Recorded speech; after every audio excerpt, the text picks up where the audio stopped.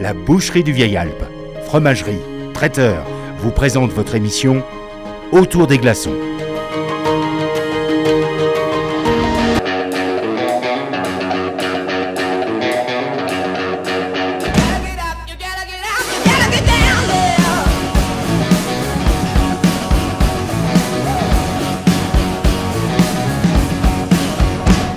Dis donc, vous avez la grande forme aujourd'hui, tout le monde va bien. Alors vous savez qu'on a une émission d'exception, c'est la dernière de la saison. On voulait la faire dans un écrin prestigieux, on a trouvé notre écrin prestigieux, grâce notamment à nos invités, merci beaucoup. Et on est, vous l'avez déjà reconnu, hein, vous reconnaissez le fond du bar de l'hôtel des Grandes Rousses, et on est reçus mais comme des rois, et c'est trop bien. Juste pour ça, on applaudit les Grandes Rousses. Merci beaucoup. Et on a aujourd'hui, qui sont nos chroniqueurs du jour. Alors ça va tourner aujourd'hui parce que tout le monde voulait être là et ça vous avez bien raison. On a Ninon, salut Ninon. Coucou. Ça va ? Oui, toi ? Bon, la saison là se finit, c'est ta dernière semaine. Ça arrête, non ? Si, c'est la dernière semaine. Non. Si, parce qu'on est diffusé la dernière semaine. Oui, mais je suis triste d'être la dernière semaine. Bah oui, donc non, du coup je suis dans le Les gens, faut qu'ils s'habituent à toi. Ça y est, c'est sûr, c'est officiel. Arrête. Voilà, elle est là encore 2 ans, voilà, elle sera là, elle s'occupera de vous, de vos animations, de vos événements.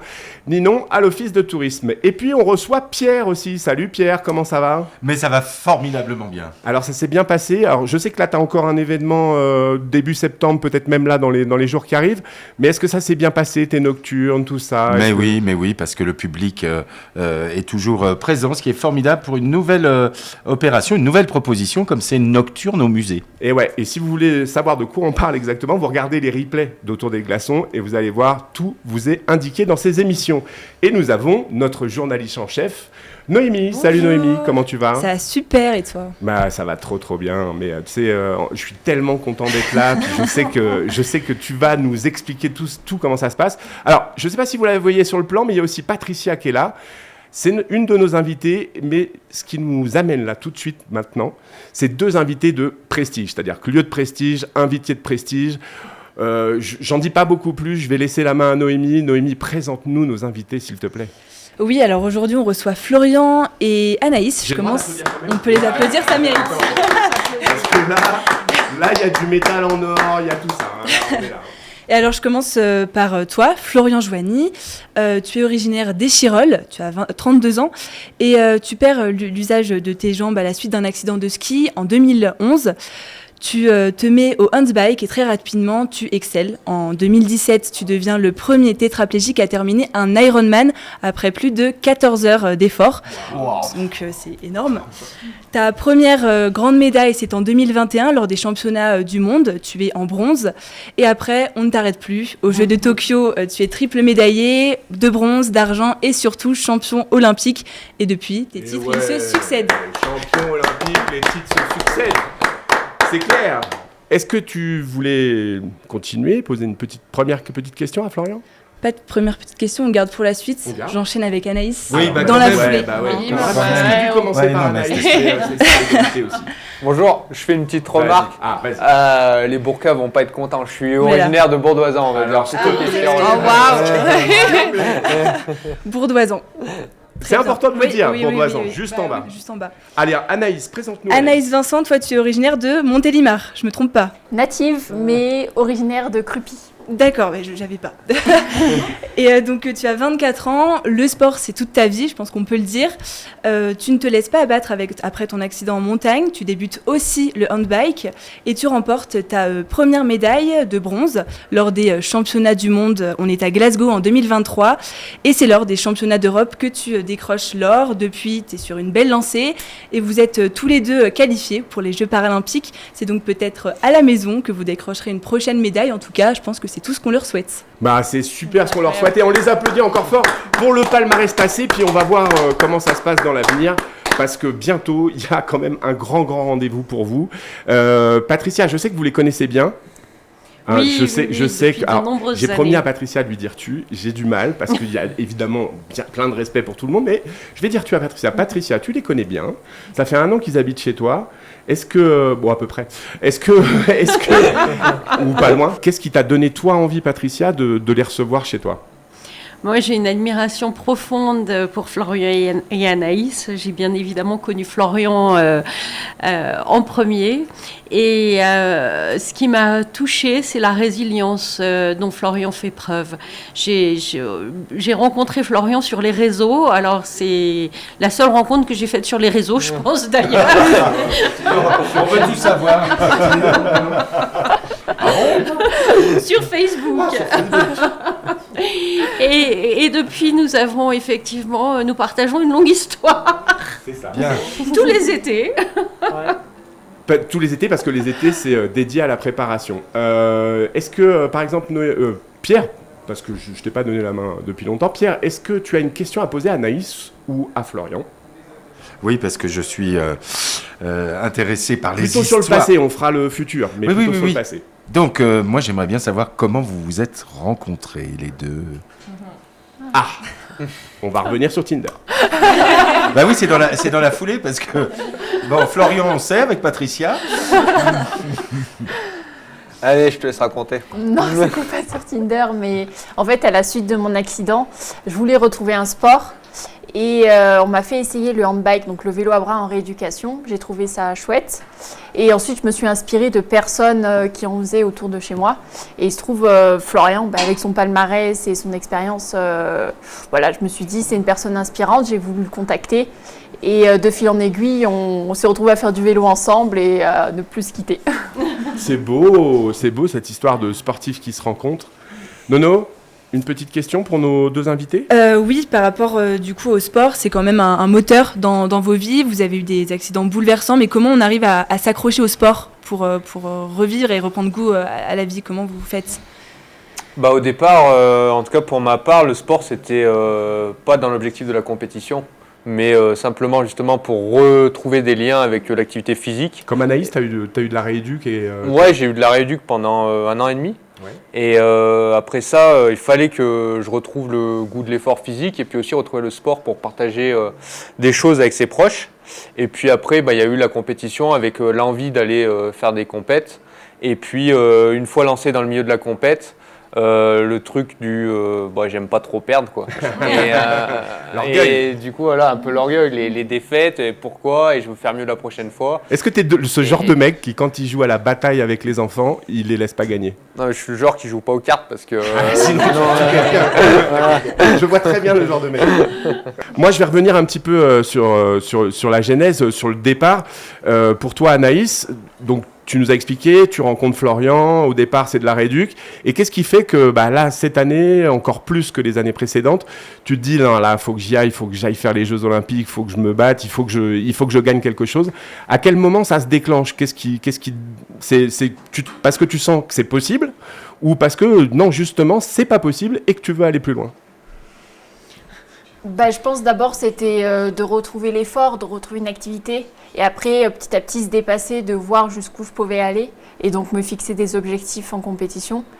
Et la qualification au jeu, c'était pas gagné et en fait avec toutes ces petites choses mises en place, ça a fait... Est-ce que c'est déjà une victoire cette qualification? Est-ce que pour toi dans ta vie de sportive c'est déjà une victoire et tu es évidemment contente d'y aller, mais est-ce que c'est pas suffisant? Il faut aller plus loin. T'es comme lui? Vous jouez jamais aux cartes tous les deux ou au morpion? Non, on joue pas aux cartes. Non, personne. C'est les deux mêmes.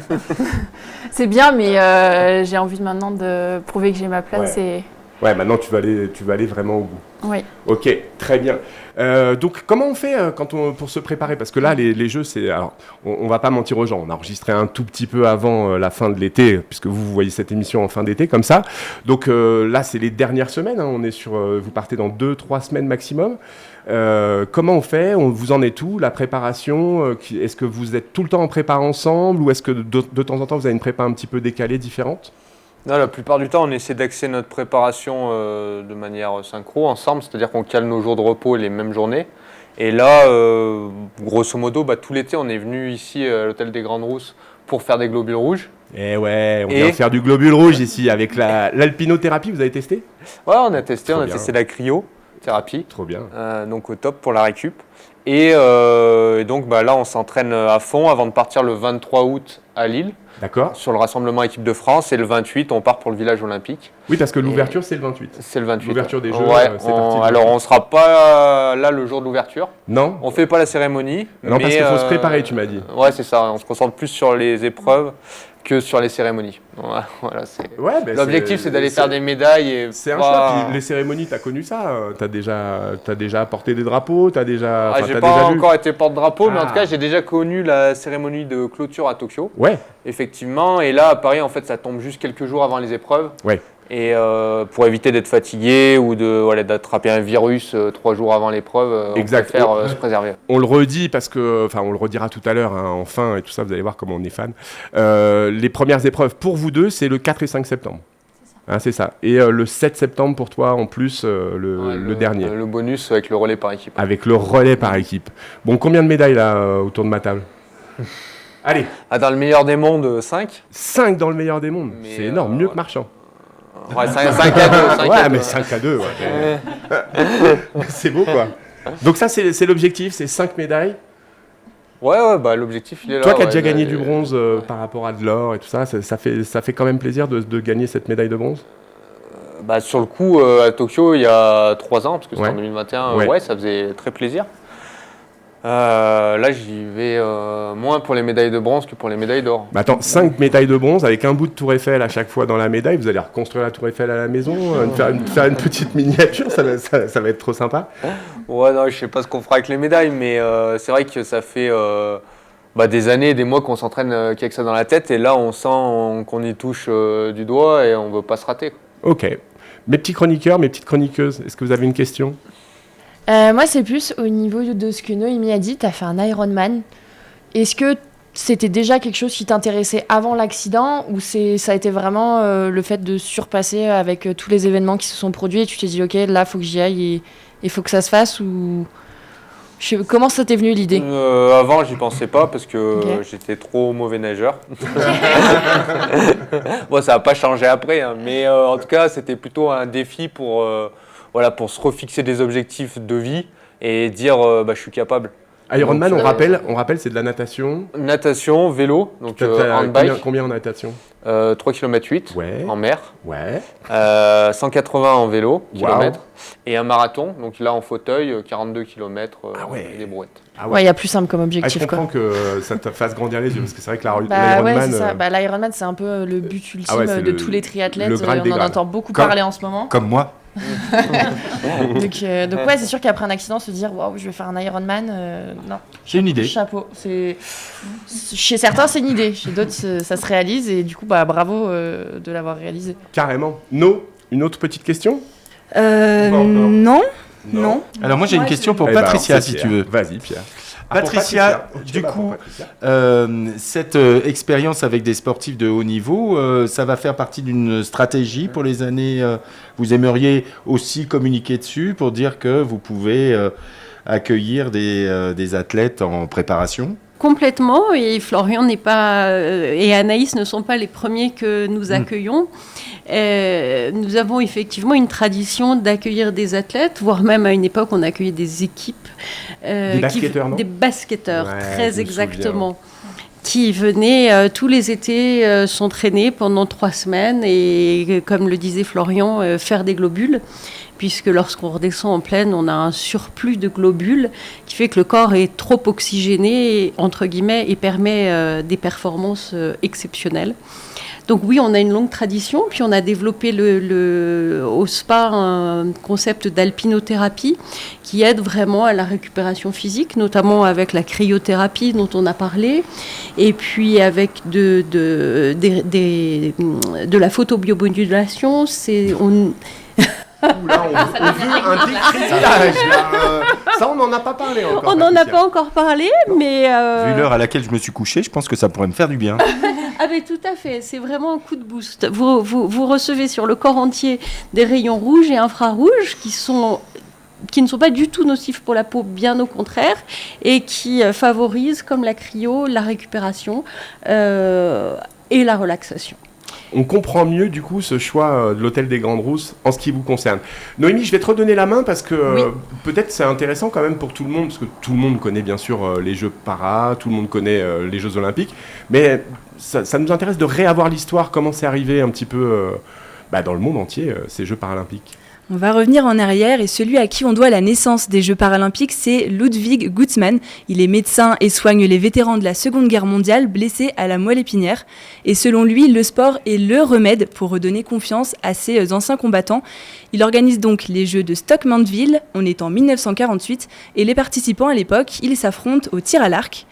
Les premiers Jeux, vraiment les premiers Jeux paralympiques, ils remontent en 1960 à Rome et on compte pas moins de 5000 spectateurs à la cérémonie d'ouverture, 23 nations, 400 athlètes et 8 sports. En 1976, c'est la première fois que des athlètes amputés et des athlètes avec un handicap visuel peuvent participer. Et cette même année, ce qu'il faut retenir, c'est que les premiers Jeux paralympiques d'hiver ont lieu et ils se tiennent en Suède. Et l'année qui marque ces Jeux paralympiques, c'est 2001, car le CIO et l'IPC signent un accord assurant le déroulement des Paralympiques à la suite des JO dans la même ville. Et je vais terminer par revenir sur le drapeau des Jeux paralympiques. Il est composé de 3 symboles qu'on appelle des agitos, ce qui signifie « je bouge » en latin. Et ces 3 agitos, ils tournent autour d'un point central qui symbolise le mouvement. Ils soulignent en fait le rôle du mouvement paralympique qui permet de rassembler des athlètes des 4 coins du monde. Et en fait, ce symbole, il est tout simplement le reflet de la devise paralympique qui est l'esprit en mouvement. Bravo, merci Noémie. Je rajoute un spectacle de dingue, c'est-à-dire que regardez sur vos écrans, je sais que France Télé fait tout un dispositif identique, et regardez parce que c'est un sport de dingue. Au-delà même, c'est des sports de dingue, au-delà même de l'effort sportif, etc. C'est des athlètes, d'ailleurs vous êtes en train de nous le dire, qui s'entraînent tous les jours, alors tu m'as dit 3 jours, 1 jour de repos, 3 jours, 1 jour de repos, mais bon, ça, le commun des mortels, on ne sait pas faire ça. Et donc regardez, régalez-vous en regardant à la télé, soyez supporters, parce que on en a besoin, et puis nous, l'Alpe d'Huez, on sera les premiers supporters évidemment d'Anaïs et de Florian, ça c'est absolument certain. Je crois aussi Noémie, peut-être c'est pas Noémie, mais je crois que Guillaume il va nous mettre un magnéto qui est intéressant là. Florian, tu portes la flamme avec Janie Longo, qui elle aussi est une amie de l'Alpe d'Huez. Janie, c'était un chouette moment ça, on en a parlé vite fait tout à l'heure, mais c'était un chouette moment. Ouais, c'est à Valence en juin dernier, c'était un chouette moment. Alors je savais pas que ça allait être Janie qui allait me passer. Non, je savais pas à l'avance, je l'ai découvert le jour même. Mais en tout cas, ouais, c'était chouette. Ouais, c'était un vrai moment. Toi Anaïs, tu l'as vu un peu la flamme de près aussi? Tu l'as vu passer? Oui, je l'ai vu passer. Tu l'as porté et tout? Presque. Je ne l'ai pas porté, mais voilà, j'ai été proche. Bon, c'est ta prochaine, donc quand tu seras médaillé d'or aux prochains Jeux Olympiques, c'est ta prochaine mission. C'est quoi en ce moment justement votre préparation au niveau nourriture et tout ça? Est-ce que vous avez un suivi spécifique ou pas? Alors, on n'est pas pesé ce qu'on mange comme le font certains. On est plus dans la philosophie du aussi garder la notion de plaisir dans la nourriture et aussi. Et ici, on prend du plaisir. Voilà, ici, pendant un mois, on prend beaucoup de plaisir à manger. T'as pas fait du lard quand même? Non, on essaye justement là, bon, ça va. D'être dans le plaisir raisonné. D'accord. C'est-à-dire, on voit à peu près ce qu'on consomme à l'entraînement, on mange en conséquence, on essaie de manger équilibré, ce qu'il faut en glucides, en protéines, en fibres, etc. Et on fait attention à ce qu'on mange pour garder un poids de forme et être bien le jour J. Impeccable. Des questions? Oui, moi je me demandais si vous avez un modèle, quelqu'un qui vous inspirait, mis à part Anaïs Florian. Non, c'est trop. Peut-être? Vas-y Anaïs, ton modèle. Bon, c'est ton flow, ok, ça on a compris. Janie par exemple. Janie est une sportive qui est inspirante. Ah oui, sur son palmarès et tout ce qu'elle a fait, oui, ça c'est sûr. Et elle, pareil que vous en fait, elle est d'une humilité incroyable. Souvent elle fait l'Alpe 21, vous savez, la course avec les vieux vélos et tout ça. Elle dit rien à personne. Elle est là, elle part en premier, elle arrive en premier et elle repart en premier et toujours très très humble et tout ça. Et sinon, il y a d'autres sports, justement, à part le vélo. Par exemple, là, en ce moment, c'est les valides qui font les Jeux Olympiques. Vous suivez un peu ce qui se passe à la télé? Ouais. On va s'entraîner le matin généralement et c'est vrai que l'après-midi on regarde les jeux et on suit ça avec beaucoup d'intérêt et c'est vrai que ça marche hyper bien pour l'équipe de France. Vous sentez l'effervescence qui monte un peu partout dans la France là, Ouais, carrément, avec notamment Léon Marchand et puis tous, parce que c'est vrai qu'il y a beaucoup de médailles et j'espère que ce sera pareil pour les Paralympiques. C'est incroyable, c'est sûr, ça va être pareil. Et puis tout à l'heure, vous allez être porté pareil, tu vas voir, on vous garde des petites surprises pour la fin. Et justement, j'ai revu des images de Tokyo, donc ton podium, tes courses, et c'était une ambiance assez spéciale parce qu'il n'y avait pas de supporters, donc très calme. Et cette année, on voit bien que le public français, il est là et on voit qu'il porte des athlètes. Du coup, vous avez hâte, ça rajoute de l'enjeu et cette volonté d'y être, d'être à la maison. Ouais, ça rajoute un petit truc. On sait que sur le bord des routes, en plus, nous, on est sur un sport où il n'y a pas de billets à prendre, donc tout le monde peut venir nous soutenir au bord de la route. Sport populaire par excellence. Voilà. Donc, on sait qu'il y aura la famille, les amis qui vont être là et qui vont crier sur le bord de la route. Donc, on les entend pour de vrai ou Ouais, ça grouille quoi. Ouais. Mais ouais. Donc, ça va rajouter quelque chose et l'envie de se dépasser encore un peu plus. Anaïs, il n'y a pas trop de dénive, mais c'est quoi le parcours ? Tu connais déjà, on peut déjà avoir quelques brides de parcours. Vas-y, dis-moi. On est allé le reconnaître en route ouverte, donc avec la circulation. Beaucoup plus dur dans Paris. Voilà, beaucoup. Quoique Anne a fait quelques petits aménagements pour que les vélos puissent passer, mais pas toujours parfait. Voilà, donc nous... Des fois à côté des bus, mais bon... On est à Clichy-sous-Bois, on n'est pas tout à fait à Paris. C'est à Clichy, c'est vrai. Et donc c'est un parcours de 14 km, donc une boucle de 14 km qu'on fera une fois sur le contre-la-montre, 2 fois pour moi sur la course en ligne et 4 fois Florian.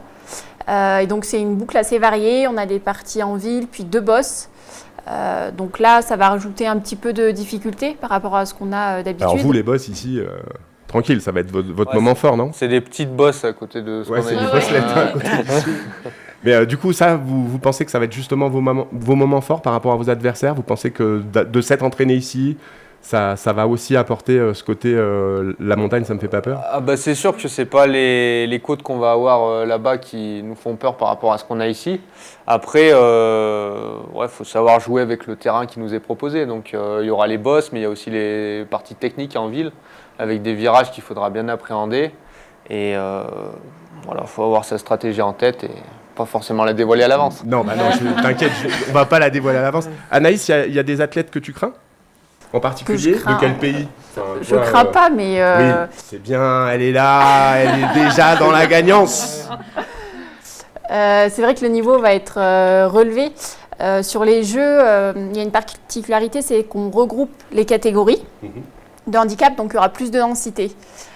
Donc du coup, ça veut dire que ça, il y aura des tandems, c'est ça ? Non, c'est que des handbikes, mais en fait, dans le handbike, il y a plusieurs catégories par rapport au handicap. D'accord.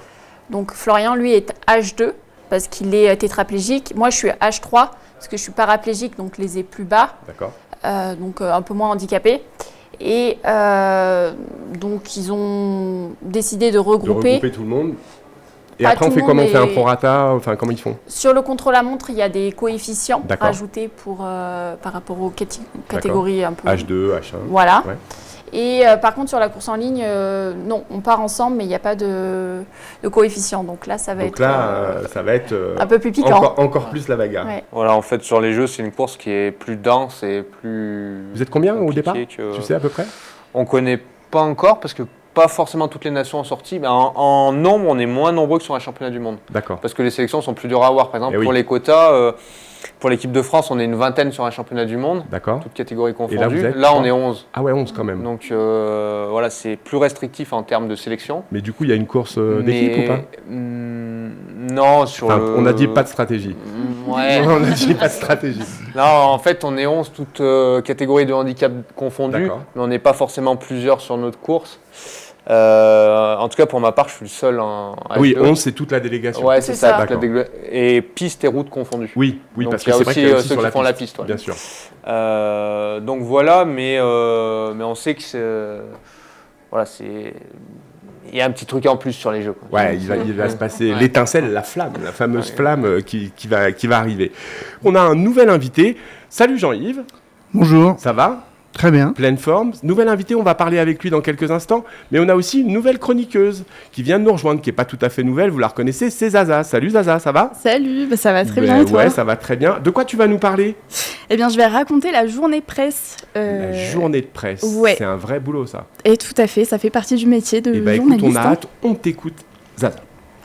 Donc, comme d'habitude, je vous raconte les coulisses du journalisme. Donc, la semaine dernière, on était en journée presse aux Grandes Rousses avec vous, Florian et Anaïs. Alors, une journée presse, en fait, c'est une journée pendant laquelle on invite des journalistes de médias différents pour parler d'une actualité. C'est un procédé gagnant-gagnant. Ça permet à l'athlète d'être médiatisé et de rassembler toutes ces interviews sur une journée. Et puis, pour les journalistes, c'est un rendez-vous déjà calé et ça permet d'avoir un athlète qui se consacre entièrement à répondre à des questions. Journée presse donc, nous sommes une télé, il nous faut toujours des images. Ça veut dire en piste le matin avec les virages de l'Alpe d'Huez. Voir les athlètes dans l'effort, c'est toujours marquant parce que visuellement, on voit les difficultés, ça permet de se rendre compte. Toujours la même problématique, vous roulez à une certaine vitesse, donc difficile quand même de vous suivre à pied. Eh bien, je peux vous annoncer que je fais officiellement partie de la famille de l'Alpe d'Huez. Voilà. T'as fait ta première montée ? Avant de venir, non. Ah non, pas pour ça. Mais avant de venir, en fait, d'anciens stagiaires m'avaient prévenu que pour les événements sportifs, j'allais faire du coffre. Ça y est, j'ai eu droit à mon intronisation en reporter de terrain. En fait, pour filmer les sportifs, on se met à l'arrière de la voiture avec le coffre ouvert et ça nous permet de les suivre de face. Est-ce qu'on a la tête qui bouge comme ça, comme le petit chien derrière la voiture ? Tout à fait. Ah, vraiment, ouais. on fait le dindon, vraiment. Et l'enjeu, c'est de rester stable parce que forcément, ça vire. Ah oui. Et oui, donc on vous filme en plein effort, voilà, j'en profite pour saluer mon bronzage vanille fraise en hommage à mon démaquillant biphasé, voilà, faut mettre de la crème solaire. À l'arrivée, tous les journalistes assistent à votre séance de cryothérapie, voilà, alors à ne pas confondre avec la cryogénie, sinon vous seriez prêts pour les JO de 2128. La cryothérapie, c'est le soin par le froid, ça permet visuellement... de voir la fumée qui s'échappe, c'est un temps de relaxation. Enfin, relaxation pour vous, vous aviez quand même 30 yeux qui vous fixaient pendant que vous aviez votre séance. Ouais. Donc c'est pas très relaxant. C'est intime. C'est ça. Le temps fort de la journée, c'est le repas. Ça permet d'avoir des conversations un peu plus décontractées avec vous. Ninon, temps fort de la journée ? Repas. Ouais, manger, toujours, nourriture. Cohérent. Toujours, c'est la vie. Et la journée se termine par une séance d'interview. Là, c'est un travail à la chaîne. Dans un autre contexte, ça s'appellerait un speed dating. Là, c'est des interviews à la chaîne. Vous passez de micro en caméra pour répondre à toutes les questions. Tout s'enchaîne, mais le point positif, c'est que c'est rapidement fini. Et comme la journée presse. Ouais, bravo. Merci Isa, c'était trop bien. Là, on a tout compris d'une journée presse. Vous aimez ça en vrai ?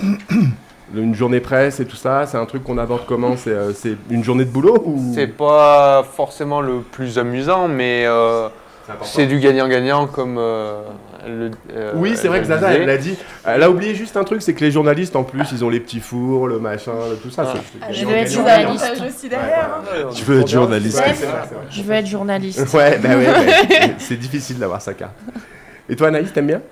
Oui, il ne faut pas en faire tous les jours, mais là, c'était très bien organisé. Comme ça, on enchaîne et c'est une bonne chose de fait, gagnant-gagnant. Alors, quelqu'un qui est très habitué au point presse et qui est souvent sollicité par les médias locaux ou même nationaux pour parler de cette belle Alpe d'Huez. Mais aujourd'hui, il est là parce qu'il est aussi le président de la SATA Group. Et je crois que SATA est un vrai partenaire de nos deux sportifs. Comment toi, ça t'est venu d'avoir eu envie d'aider ces sportifs, de les accueillir ici et d'en faire peut-être des futurs gros médaillés olympiques encore plus ? Déjà de beaux médaillés actuels. Et c'est vrai qu'on espère encore plus pour tous les deux cette année. Mais en fait, au départ, les communes aident leurs habitants, les régionaux, les locaux, ce qu'on fait aussi, et ce que fait Bourdoisan par exemple par rapport à Florian. Et ensuite, la communauté de communes aide aussi tous ceux qui ont un niveau bien supérieur à la moyenne. Et nous, en plus, SATA, c'était plus pratique. C'est pas la commune d'Huez d'aider forcément quelqu'un comme Florian. Oui, on va le laisser, il est Bourca. Au niveau de SATA Group, c'était bien parce que, enfin, il est Bourca. Son grand-père était maire de Mijoin. Tu vois, attention. Sa maman, je l'ai eu comme stagiaire à l'école de ski. Oui, mais ça reste dans l'Oisan, on n'est pas échéant. Sans les dossiers, ça reste quand même vraiment le local de l'étape. En plus, c'est vrai que suite à son accident, c'était au moment du début du ski pour les personnes handicapées. Donc c'est vrai que Babette s'est investie beaucoup là-dessus. Et elle n'a jamais arrêté. Elle continue aujourd'hui. Elle nous met la pression à la mairie pour mettre le petit chalet qui va bien. Au ski show, aussi. Au ski show, c'est incontournable. S'il n'y a pas le para, franchement, c'est une très très bonne chose, puisqu'on s'aperçoit que quand on fait le tour du domaine, nous, on a l'impression que le moindre obstacle n'est pas très important. En fait, il l'est beaucoup. Et d'ailleurs, on a une autre personne à Huez qui a eu un accident l'année dernière, et Jean-Alain Barski, et je lui ai demandé de faire le tour des remontées mécaniques, de toutes les infrastructures mairie, pour voir effectivement tous les lieux où on a l'impression que ça passe, et puis finalement ça passe pas du tout, et puis ils sont embêtés sur des petits obstacles que l'on ne voit pas forcément quand on est valide. Donc c'est vrai que Babette a pu permettre à Florian de repartir, et tant mieux, et moi je trouve franchement que c'est beau ce que vous faites, et c'est pour ça que quand Sata s'est proposé d'aider par l'achat de matériel, eh bien sûr que nous, on était tous favorables. On fait le point entre SATA, mairie, pour pas se marcher sur les pieds, pour qu'on soit complémentaires. Et c'est vrai que SATA apporte son coup de main, et c'est bien comme ça. Et puis on les voit sur les routes régulièrement, et ce sont des personnes carrément avec le petit rentrent, drapeau bleu blanc rouge. Qui restent pas de façon anodine au bord de la route. Donc franchement, on leur souhaite le meilleur, parce qu'on est là pour les aider, et je trouve que c'est tellement beau. Je me suis occupé beaucoup de compétitions de ski à une époque avec Babette au départ. On a pris pas mal de championnats de France, de compétitions, et on s'est aperçu qu'on avait affaire à des personnes qui, en fait, avec le handicap, ont passé un cap de se dire on est là pour s'amuser, on est là pour se faire plaisir, on n'est pas là pour râler si la neige est dure, molle. On a fait une compétition une fois dans des conditions dramatiques. Je pense qu'un valide n'aurait jamais pris le départ. Eh bien, ils ont tous voulu courir. On a couru toute la semaine dans la neige, et on a eu des gens ravis qui se sont éclatés, et franchement, éclatés, c'était le cas de le dire d'ailleurs.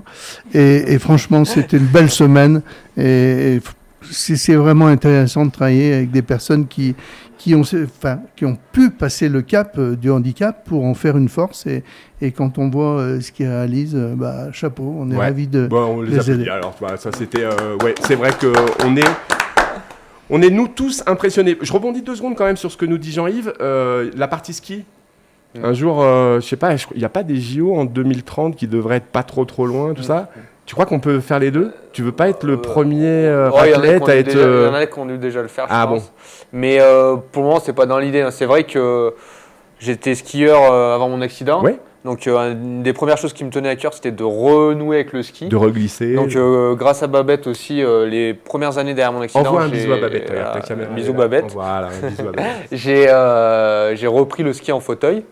Et puis derrière j'ai découvert le vélo, puis là le vélo me prend beaucoup trop de temps pour me parce remettre que finalement au ski. l'hiver, t'es chez nous l'hiver ou t'es les derniers temps c'était plutôt Espagne l'hiver, donc pour l'entraînement c'est un peu mieux au niveau du climat. Bien sûr.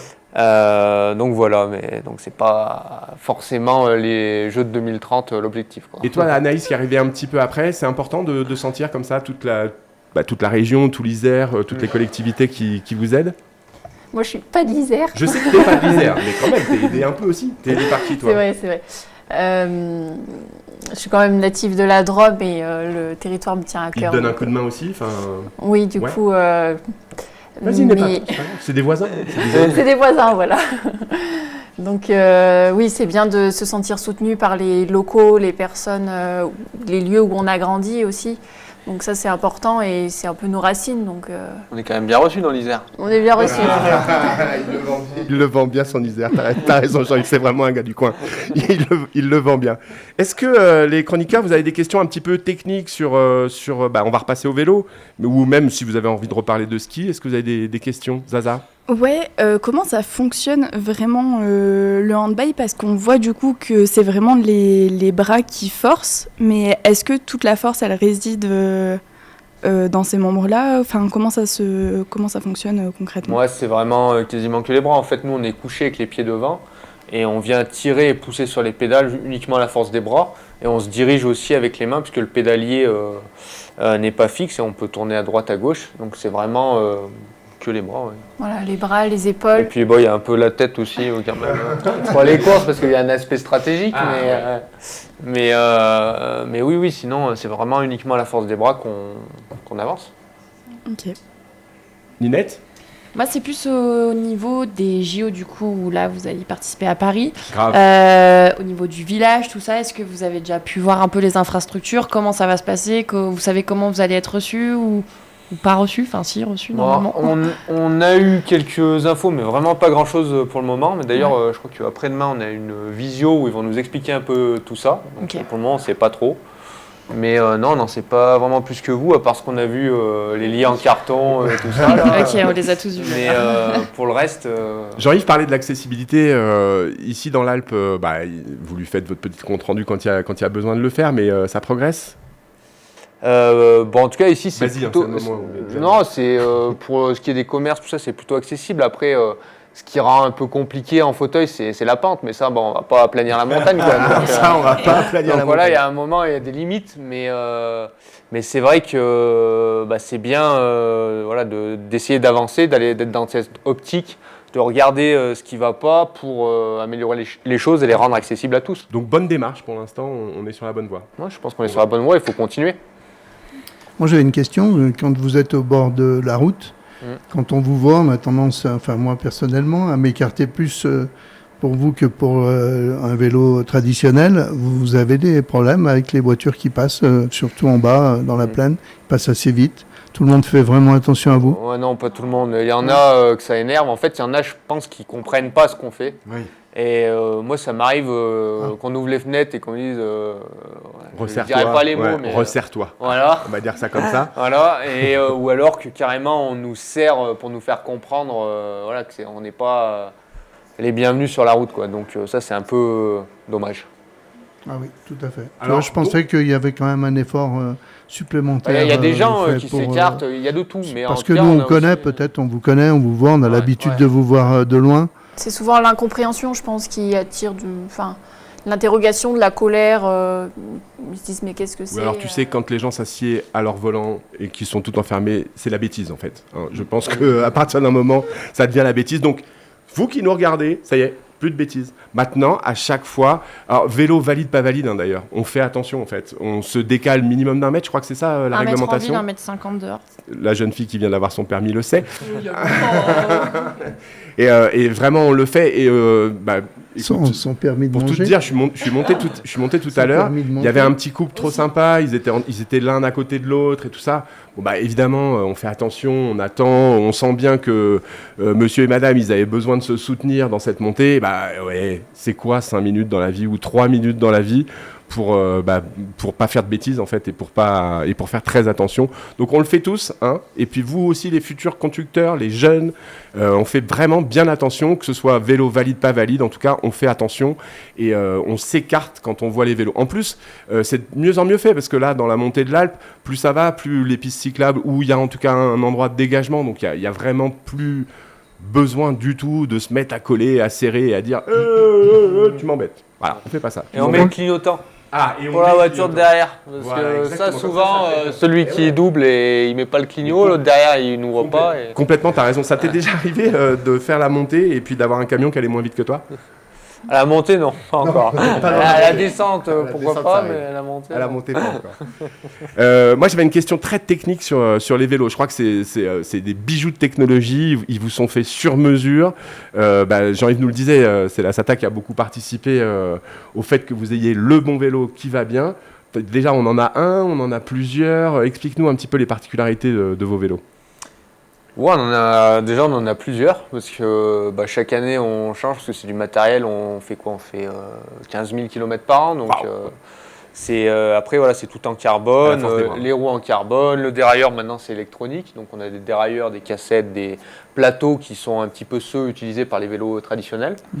Et après on essaie aussi d'optimiser le matériel par rapport à notre handicap, et puis d'aller chercher des gains marginaux, on va dire, qui sont sur l'aérodynamisme, sur le rendement des pneus, sur le poids, alléger au maximum nos vélos, parce qu'on sait que le poids, c'est ce qui va faire qu'on peut monter plus vite à puissance égale. Donc voilà, c'est tout plein de petits détails qu'on essaie d'améliorer. Et comme en Formule 1, il y a des règles bien précises, il y a des choses auxquelles vous n'avez pas le droit. Quand vous faites une modif sur le vélo, vous devez le proposer à l'UCI. Comment ça se passe ? C'est ça, ouais.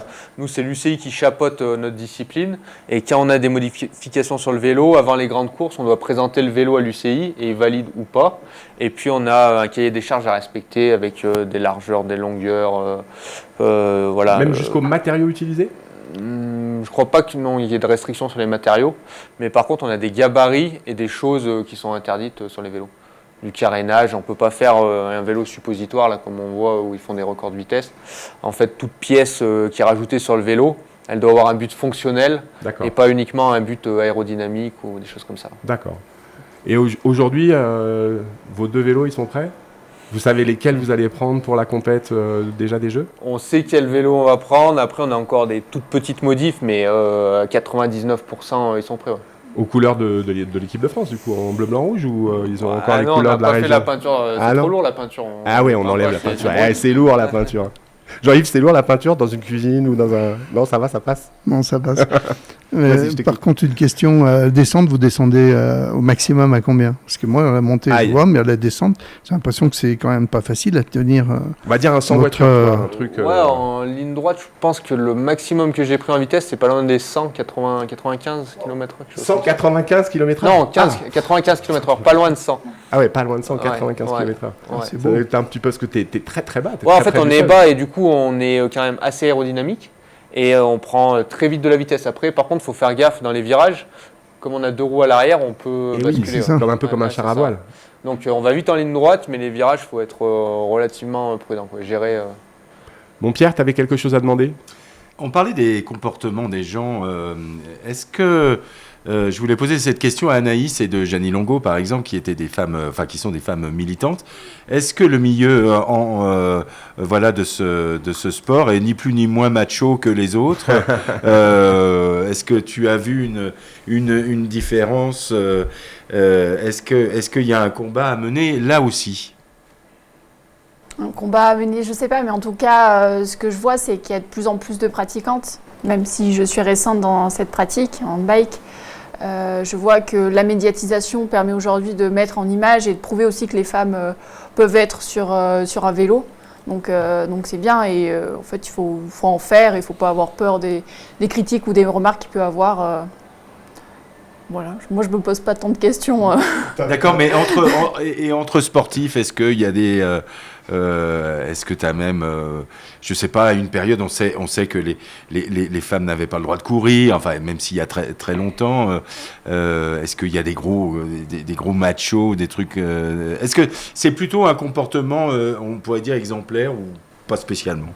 Non, il n'y a pas spécialement de différence. Après, il peut y avoir des personnes machos, mais bon, on se retrouve dans une bosse et on voit qu'ils équivalent plus vite, par exemple. Mais bon...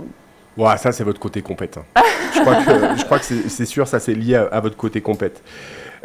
Écoutez, on a déjà plein d'informations. Maintenant, on va se focus sur les quelques jours qui arrivent, là. Parce que là, bon, je l'ai dit, les gens, ils nous regardent. Vous allez concourir d'ici 4-5 jours, je pense, à peu près.